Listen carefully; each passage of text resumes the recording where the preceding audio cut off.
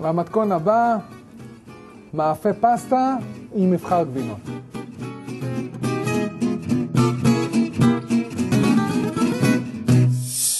והמצרכים. פסטה מבושלת ומוכנה, זה אתם יודעים להכין.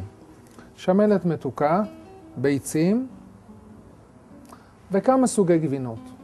מה שתרצו. פסטה מבושלת מוכנה.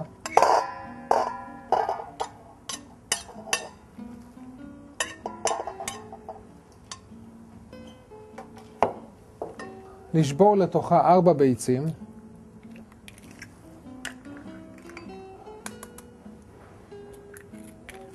שמנת מתוקה.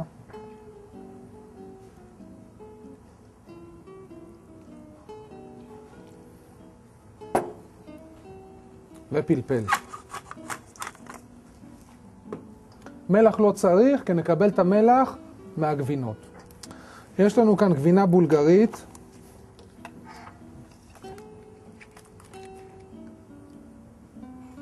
גם אין כמויות.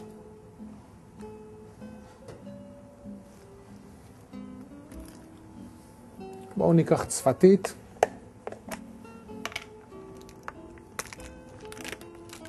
איזה יופי של אריזות עושים היום.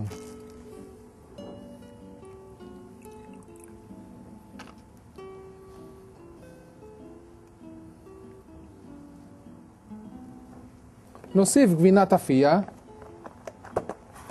מיוחדת לאפייה.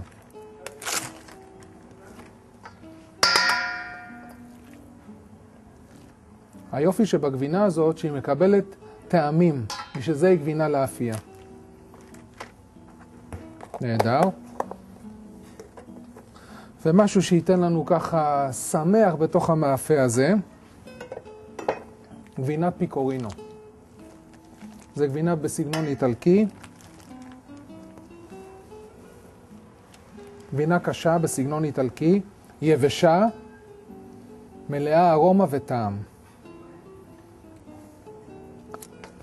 לערבב את כל המסה.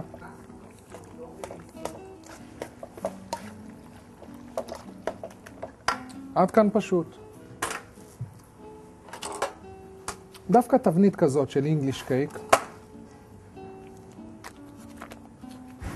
אני לוקח חמת עיזים ומורח בדפנות התבנית, כדי שהמאפה או הפשטידה לא יידבקו.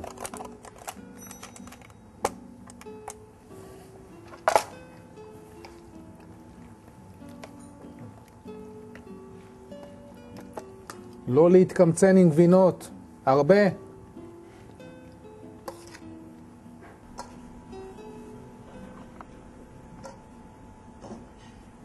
זה נכנס לתנור בחום של 180 מעלות ל-30 דקות בערך, עד שזה יהיה ככה שחום, צבע גולדן בראון, וזה מוכן לאכילה. בבקשה.